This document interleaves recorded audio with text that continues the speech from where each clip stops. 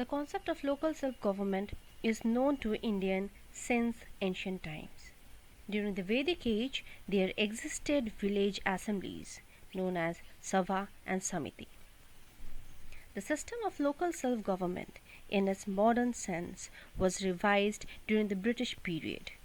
In a democratic country, power is decentralized and shared at different levels.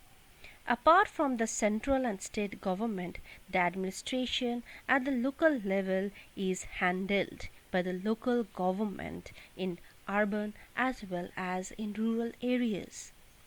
The local self government ensures effective people's participation and ensures overall development. These small units of government enable people to feel a sense of responsibility and understand values of democracy.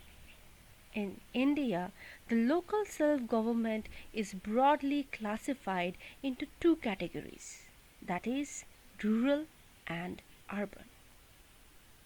The urban local bodies includes municipal corporation, municipal council, and Nagar Panchayat. The rural local bodies is composed of Jila Parishad, Panchayat Samiti, and Gram Panchayat.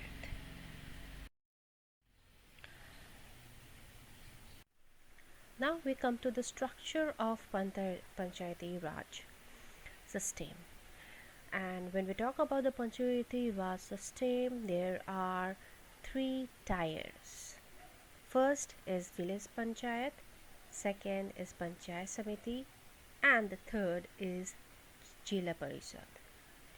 So I'm going to give you a brief explanation of all these three tier systems.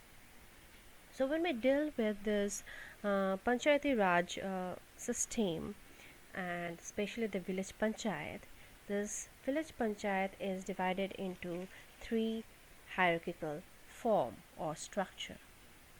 So when we deal with this, what we found that it comes to be as a gram panchayat.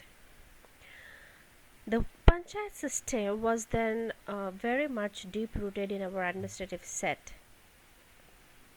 The system received some setback during the British days, but after independence it has received a different form. There is no fixed strength of the member of panchayat. It varies from state to state. The members of panchayat are called panch. Each panchayat has a sarpanch.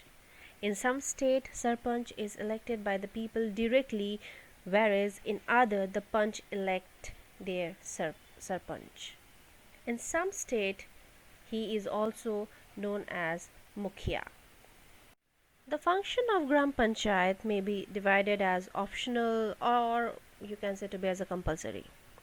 The functions is mainly that includes the sanitation, drinking water supply, bathing ghats, lightening of the streets, libraries, providing relief to the poor, maintaining hospitals, maternity and child welfare centers, and etc.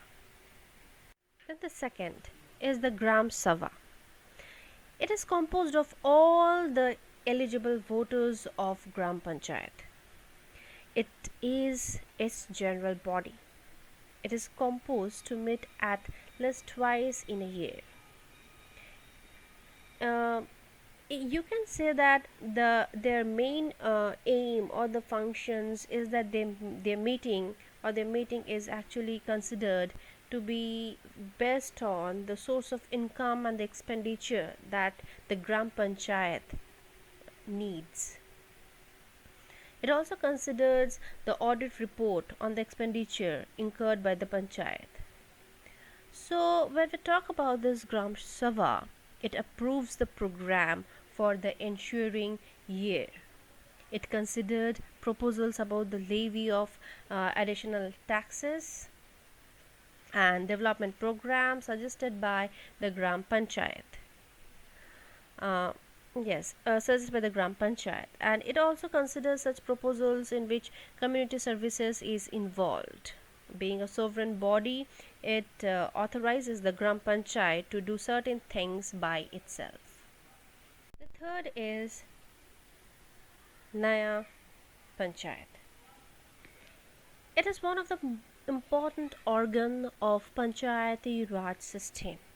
The main function of this body is to provide justice to the village folks so that they do not run to the court of law and unnecessarily litigations, which is both costly and time consuming. To avoid this thing, the rural people have formed this group. This Naya Panchayat covers 5 to 10 Gram Sabhas and its members are elected. The elected member from among themselves elect one of them as their head. He in turn constitutes committees for each region. Each such committee has its own chairman.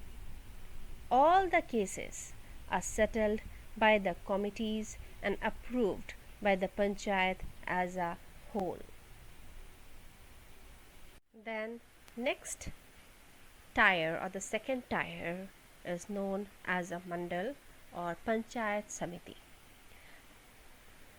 So a panchayat samiti in three tier system is an intermediary tier and its area of operation broadly coincides with a block of community development. This samiti is known by different names in different states. It consists of sarpanch of panchayats falling within the jurisdiction of samiti.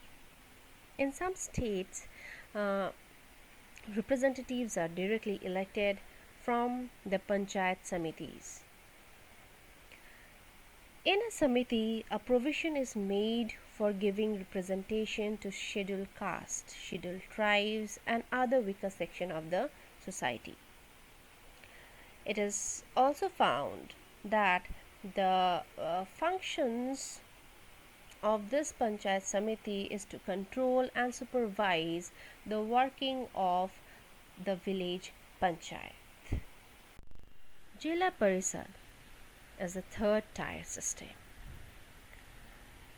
Is one of the most important part of all this Panchayati Raj system. Before the introduction of the institution of Jila Parisad, there were a district boards or Zila board. At the district level, it is the first tier of the three-tier Panchayati Raj system, with little variations from one state to the another. On the whole, the pattern, organization, and the functions of the Jila Parisad all over the country are almost same.